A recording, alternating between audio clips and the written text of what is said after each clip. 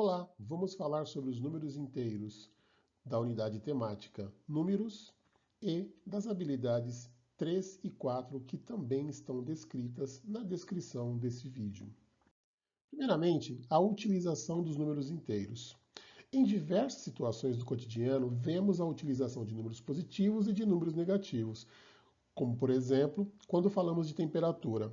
A unidade de temperatura utilizada no Brasil é o grau Celsius. O instrumento utilizado para medir a temperatura é o termômetro. No termômetro ao lado, podemos ver a utilização de números positivos e números negativos. Então, percebemos aqui o zero na indicação do termômetro. E temos acima do zero as temperaturas positivas, abaixo do zero as temperaturas negativas. Vemos aqui que o termômetro está graduado em graus Celsius. Também podemos utilizar os números inteiros quando falamos em altitude. E o que é altitude? Altitude é a distância medida acima do nível do mar. No nível do mar, atribuímos a altitude 0 metros ou também 0 quilômetros.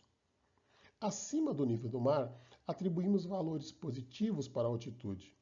Por exemplo, a cidade de São Paulo está aproximadamente a 760 metros acima do nível do mar. Então, essa linha aqui, nós percebemos que é a linha do nível do mar. Então, aqui a altitude é zero. Abaixo dessa altitude, muitas vezes os exercícios vão indicar altitudes negativas. E aqui, acima do nível do mar, altitudes positivas. Também podemos utilizar os números inteiros quando falamos em valor monetário. Em extratos bancários, vemos os valores das quantias em dinheiro como positivas ou negativas.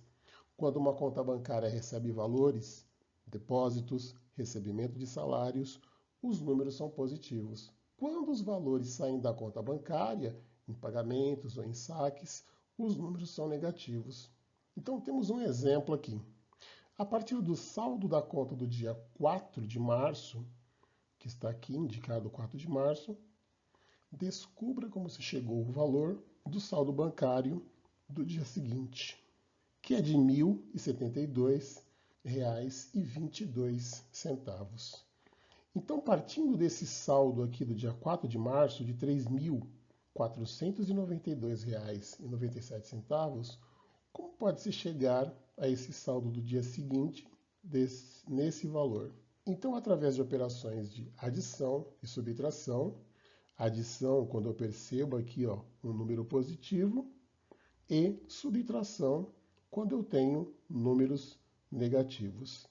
Então, dê uma pausa no vídeo e verifique se você consegue, se você chega a esse valor. Partindo aqui, então, do R$ 3.492,97, com operações de adição e subtração, é possível, então, verifique aí, chegar ao valor de R$ 1.072,22.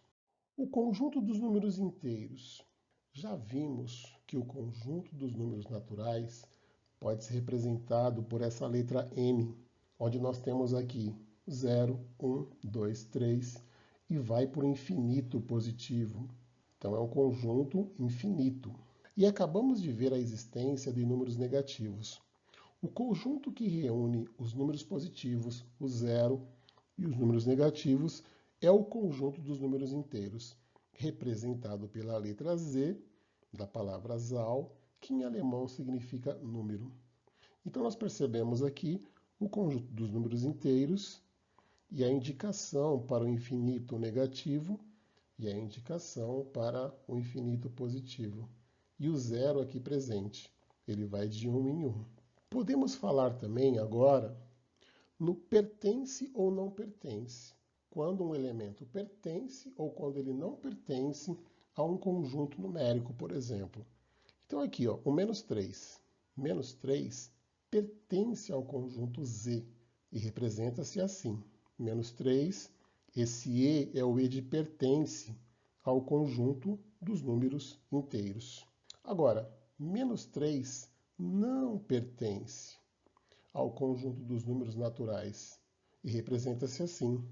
Menos 3 agora é um E cortado, não pertence ao conjunto dos números naturais. Podemos falar agora na representação dos números inteiros em uma reta graduada, uma reta numerada. Na reta abaixo, essa reta R, podemos nomear um ponto O de origem, que é esse ponto aqui, ó, com a mesma distância, essa unidade aqui, ó, essa unidade entre o 0 e o 1, podemos associar outros pontos à direita como positivos e à esquerda como negativos. Então, se aqui nós temos o 0, nós temos aqui o 1, nós temos aqui o 2, nós temos aqui o 3, nós temos aqui o 4, são pontos da reta. Da mesma forma, tem aqui números negativos, são pontos da reta. Então, nós temos aqui, ó, sinal negativo para números que estão à esquerda do 0 e sinal positivo para números que estão à direita do 0. Esses pontos dessa reta numérica, eles são chamados de abscissas. Então, o ponto A, ele tem abscissa menos 5. Da mesma forma, o ponto B, ele é de uma abscissa 2. Então, o ponto B, abscissa 2. Módulo ou valor absoluto de um número inteiro. A distância de um ponto na reta numérica até a origem O é chamada de módulo ou valor absoluto do número relativo a esse ponto. A representação é feita usando-se duas barras verticais. Então vamos lá. O módulo de um número inteiro é sempre positivo. Exemplos: o módulo do número menos 2 é 2. Ou seja, módulo, as duas barras verticais que eu mencionei, do menos 2 é o próprio 2. Então vamos lá. Ó. Desse ponto 0 até esse ponto, né, menos 2, essa distância aqui, ó, é chamada de distância, né, que é um módulo ou valor absoluto. Então essa distância é 2. A mesma forma aqui, o módulo de menos 9 vai dar 9. O módulo de 5, 5. O módulo de 14, 14. O módulo de 0, 0. Então, módulo ou valor absoluto é uma distância do ponto em questão, por exemplo, menos 4, até o ponto 0. Essa distância aqui, o módulo de menos 4 é 4. A reta graduada abaixo mostra que dois números podem ter o mesmo valor absoluto ou módulo. Isso acontece quando esses números estão a uma mesma distância até a origem. A origem é aqui o ponto O. Ou seja, quando tem uma simetria em relação à abscissa, esse ponto 0. Então, por exemplo, o 2, a distância do 2 em relação ao 0 é 2. A distância do menos 2 em relação ao 0 também é 2. Então, menos 2 e o 2 são números opostos ou números simétricos. Então, vamos lá. Chamamos esses números de números opostos ou números simétricos. Indicamos o oposto ou simétrico de um número, como nos exemplos abaixo. O oposto de 3 é menos 3. O simétrico de mais 5, simétrico ou oposto, né, de mais 5 é o menos 5. Então, eu posso dizer assim, oposto de mais 5, menos 5. Oposto de menos 2 é o 2. Comparação de números inteiros. Para comparar dois números inteiros, basta dizer se o primeiro é maior do que, eu vou usar esse símbolo, é menor do que, eu vou usar esse símbolo, ou é igual a, eu uso o sinal de igual, ao segundo número. Então, dados dois números inteiros quaisquer, o maior deles será o que estiver à direita do outro na reta numérica. Então, sabemos que o 9 ele está mais à direita aqui do 4. Está para lá, à direita do 4. Então, 9 maior que 4. 7 é igual ao 7. Menos 3, olha o menos 3 aqui. Ele é menor do que qual número? Esses números que estão à direita. Então, posso colocar qualquer um deles. Menos 3 menor que menos 2, por exemplo. Vamos agora fazer as operações fundamentais com números inteiros, começando com a operação de adição. Então, na adição vai acontecer o seguinte. Nós podemos resumir esta operação de adição nas duas sentenças abaixo. Em adições cujas parcelas têm o mesmo sinal, nós vamos adicionar os valores absolutos das parcelas e manter o sinal. Agora, em adições com parcelas de sinais contrários, nós vamos subtrair os valores absolutos e manter o sinal do número de maior valor absoluto. Vamos ver com os exemplos. Então, eu tenho aqui, menos 6 com mais 3. Então, as parcelas têm sinais contrários. Então, aqui eu vou subtrair. Eu vou pegar o 6, valor absoluto do menos 6, e vou subtrair o 3. Isso aqui vai dar 3, então. Agora, quando as parcelas têm sinais contrários, como menos 6 e 3, eu vou colocar no resultado o sinal do número de maior valor absoluto, que no caso é o menos 6. Então aqui fica menos 3. Nós podemos pensar esta operação aqui como uma questão monetária. Então, por exemplo, eu posso pensar que estou devendo R$6 e eu tenho R$3. Se eu devo 6 e tenho 3, eu pago 3 e fico devendo R$3. Então, na próxima aqui, mais 4 com mais 5, mesmo sinal. Então, aqui é só somar os valores absolutos. Mais 4 com mais 5, isso aqui vai dar um número positivo, 9. O próximo aqui, eu tenho menos 8 com menos 7. Eu tenho o mesmo sinal, só que agora as parcelas têm sinais negativos, né? Menos 8 com menos 7. Então, o texto pede para fazer o quê? Somar os valores absolutos. 8 mais 7, isso aqui vai dar 15. Só que, quando eu tenho o mesmo sinal, eu vou deixar o sinal, eu vou manter o sinal que as parcelas têm. Então, menos 15. E, de novo, aqui eu posso pensar numa questão monetária. Então, se eu devo 8 e eu devo 7, eu estou devendo 15. E, por fim, 15 mais menos 5. Parcelas de sinais contrários, fazemos a subtração. Então, 15 menos 5, isso aqui vai dar 10. E qual que vai ser o sinal desse 10? Eu mantenho o sinal do número de maior valor absoluto, que no caso aqui é o 15. Então, o resultado aqui é positivo, mais 10. E aqui em cima faltou aqui o menos 15, né? Porque se eu tenho menos 8 com menos 7, menos 15. Vamos fazer agora a operação de subtração. Então, na subtração, a gente pode pensar o seguinte. Nós vamos resumir na subtração na sentença abaixo. A diferença é o resultado de uma subtração. A diferença entre dois números inteiros é igual à soma. Então, veja, para fazer a subtração, eu vou pensar numa soma do primeiro número com o oposto do segundo número. Então, vamos aos exemplos. Então, eu tenho aqui menos 16 menos mais 3. Então, eu vou pegar o menos 16 e vou somar com o oposto do mais 3. O oposto do mais 3 é o menos 3. Então, aqui a gente vai ter o quê? Se eu devo 16 e eu devo 3, eu fico devendo 19. Próximo, eu tenho aqui, 0 menos 5.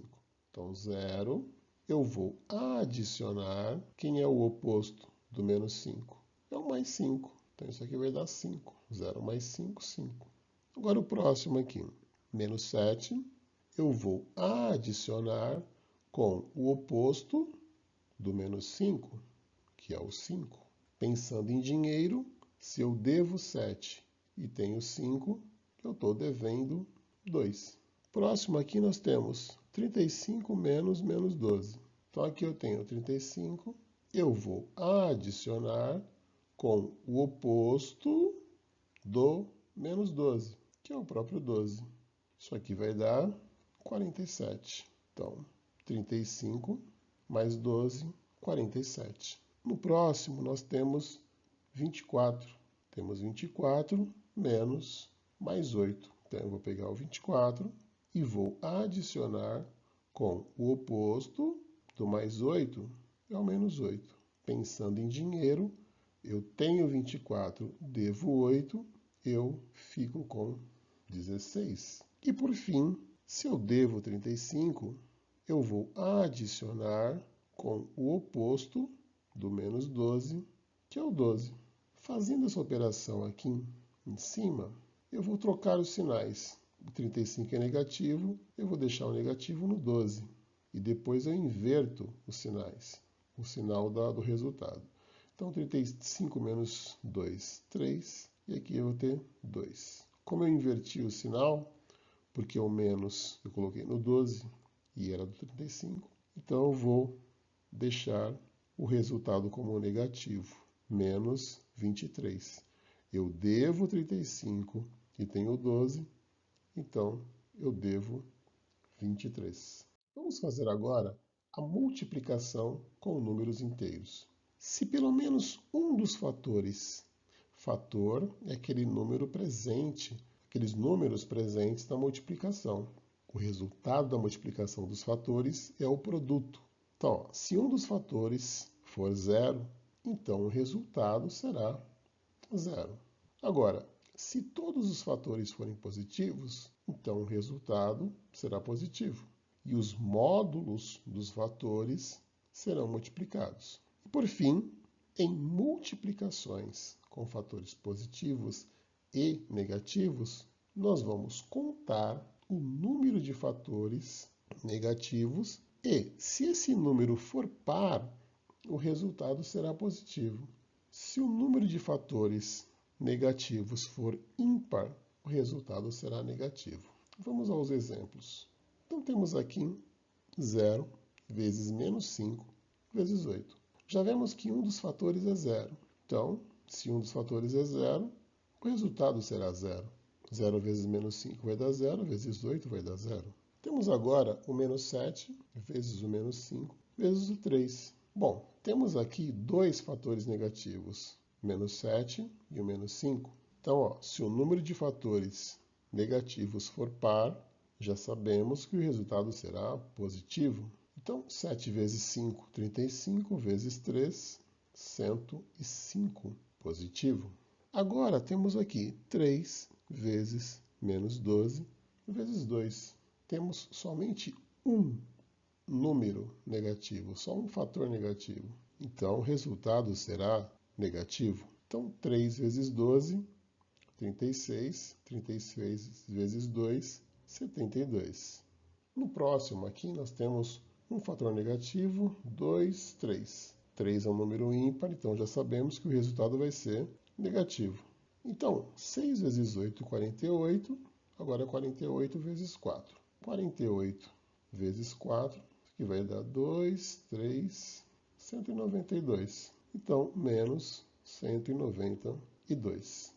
E por fim, esses fatores aqui, menos 5, 3 e menos 7, são os mesmos dessa operação que já fizemos. E também o número de fatores negativos é o mesmo, 2 aqui no 5 e aqui no 7. Então, o resultado vai ser o mesmo. Aqui é para mostrar que a ordem dos fatores não vai alterar o resultado. Então, nós temos 105 anteriormente, temos 105 agora também. Vamos falar agora da divisão de números inteiros. Para dividir inteiros de mesmo sinal, dividimos os valores absolutos e damos ao quociente o sinal positivo. Para dividir inteiros de sinais contrários, dividimos os valores absolutos e damos ao quociente o sinal negativo. Vamos aos exemplos. Então, 0 dividido por 8. Aqui vai dar 0, porque o numerador é 0. Sempre quando o numerador for 0, o resultado vai ser 0. Agora, menos 15 dividido por 3. Então, nós temos aqui um dos números é negativo, o outro é positivo. Então, fazemos a conta, 15 por 3 vai dar 5, e o sinal aqui vai ser negativo, porque eles têm sinais contrários. É menos 15 e é o 3 positivo. Então, com sinais contrários, o resultado vai ser negativo. Agora aqui, menos 30 dividido por menos 6. Bom, o resultado vai ser 5 e o sinal é positivo, porque eu tenho aqui sinais iguais. Agora, menos 60 dividido por 4. Então, aqui nós temos 15 como resultado e, como os sinais são contrários, resultado negativo. Agora nós temos menos 25 por 5. Então, aqui também negativo, né? Menos 15. E aqui, menos 5. Agora, 18 menos 3. Sinais contrários, resultado negativo, menos 6. Agora, vamos falar da operação de potenciação. O que é uma potenciação? Potenciação é a multiplicação com fatores iguais. Então, usaremos aqui número inteiro na base e número natural no expoente. Então, ó, potência. O que é uma potência? Potência é um número formado por uma base e um expoente. Então, um exemplo aqui. Quando eu tenho a base 3, base 3, expoente 5, isso é uma potência. Qual vai ser o resultado desta potência? Base 3, expoente 5. Então, 3 multiplicando aqui ele mesmo 5 vezes. 3 vezes 3, 9. 9 vezes 3, 27. 27 vezes 3, 81. 81 vezes 3, 243. Agora aqui mais alguns exemplos. Então aqui eu tenho 5 positivo ao quadrado. Então isso aqui é 5 vezes 5, isso aqui vai dar 25. 5 vezes 5, 25. Agora aqui, menos 4. Interessante que aqui tem um parênteses com um número negativo. Então, importante manter o parênteses.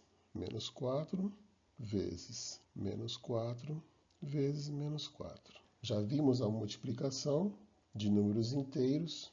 Então, aqui eu tenho 2 sinais negativos. Isso aqui vai dar 16 positivo. 16 positivo vezes 4 negativo. Menos 64. Agora aqui, diferente do de cima.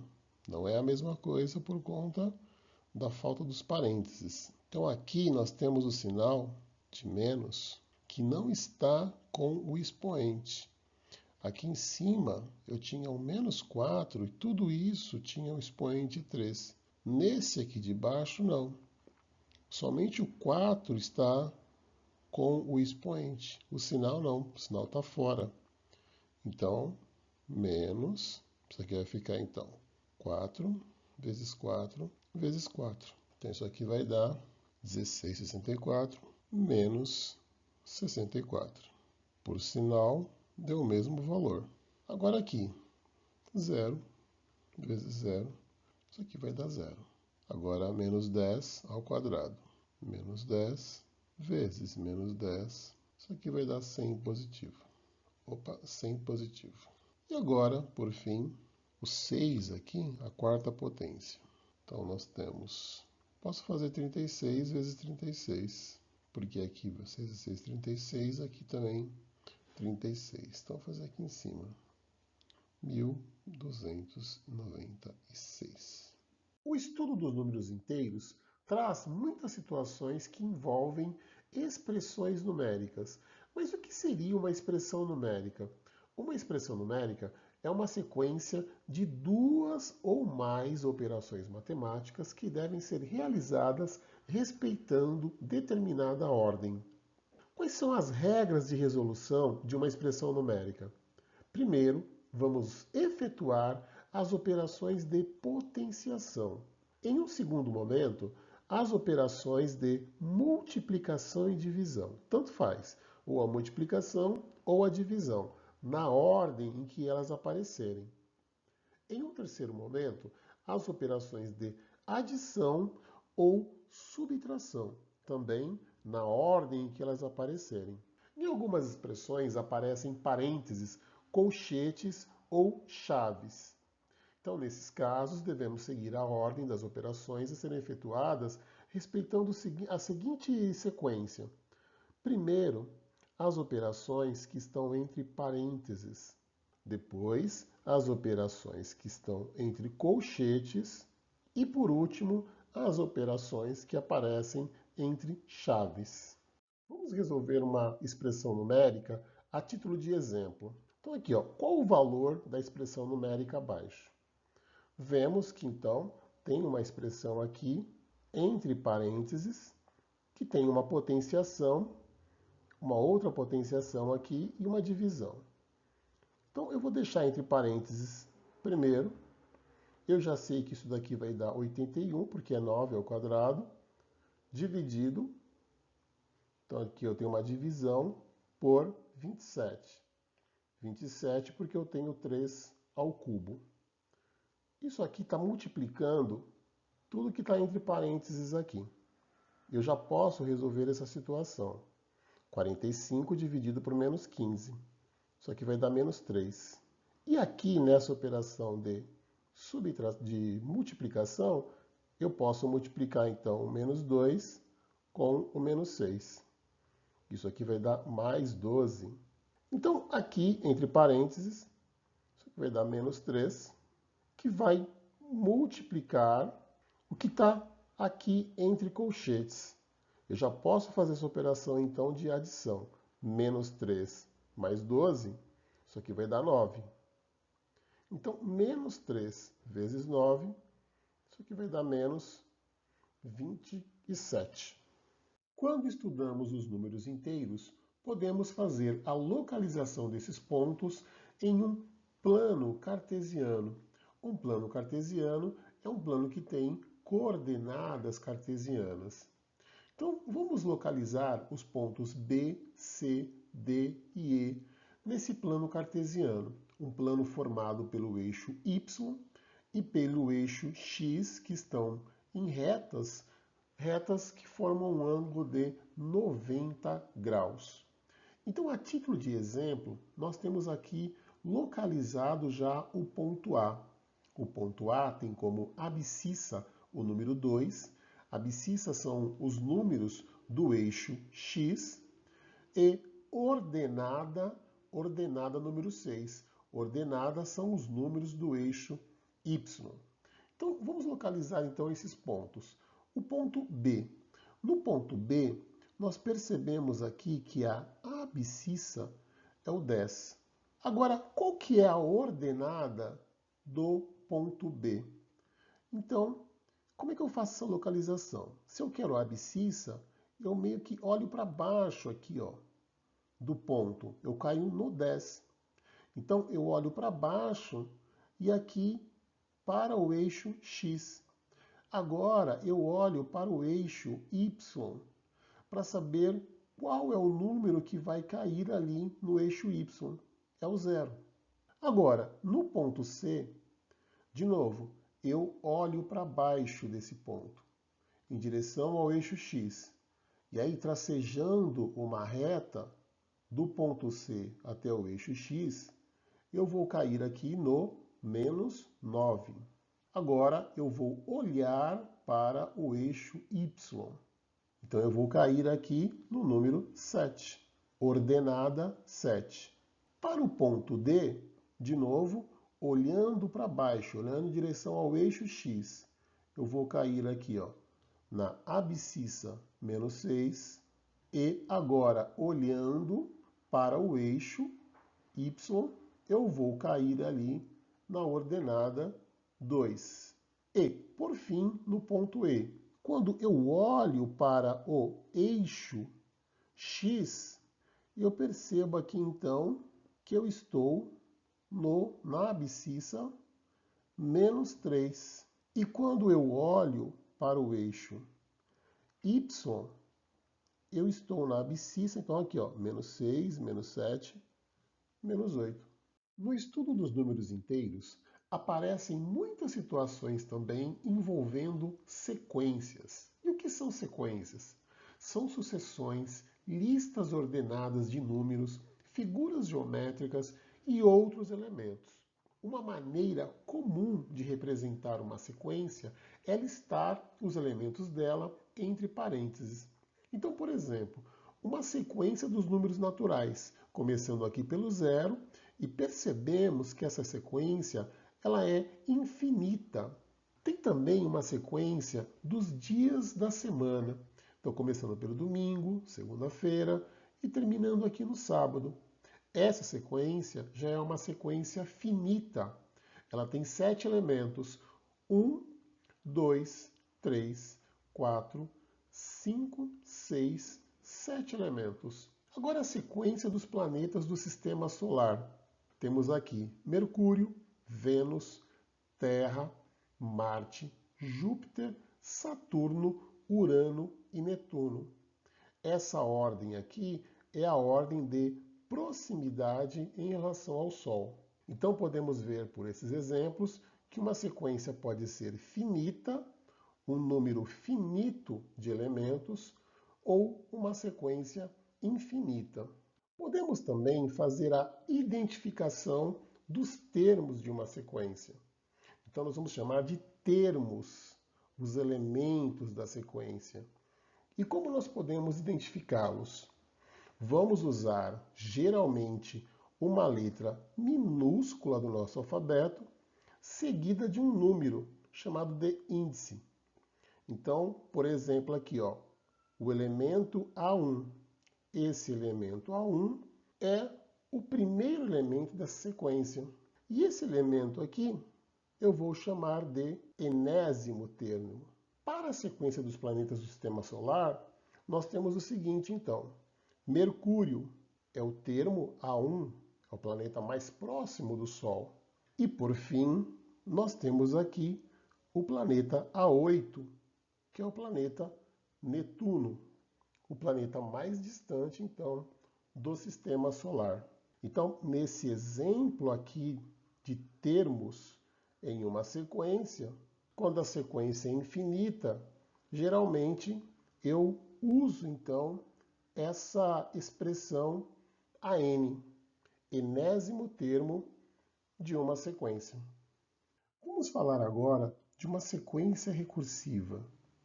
É um tipo de sequência que tem uma regra. Ela tem uma lei de formação entre os termos da sequência. Então, por exemplo, eu tenho aqui o exemplo de duas sequências recursivas. A sequência dos números naturais. Então, eu vou do 0 até o infinito. Qual que é a lei de formação aqui? Eu vou somando 1 ao elemento anterior. Então, 0 mais 1, eu tenho 1.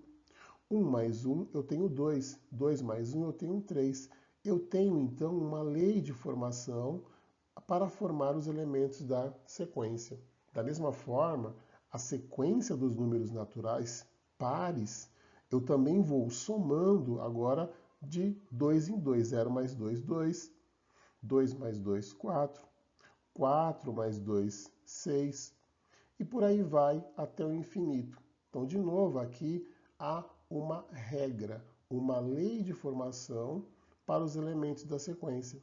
Agora, existem também sequências não recursivas.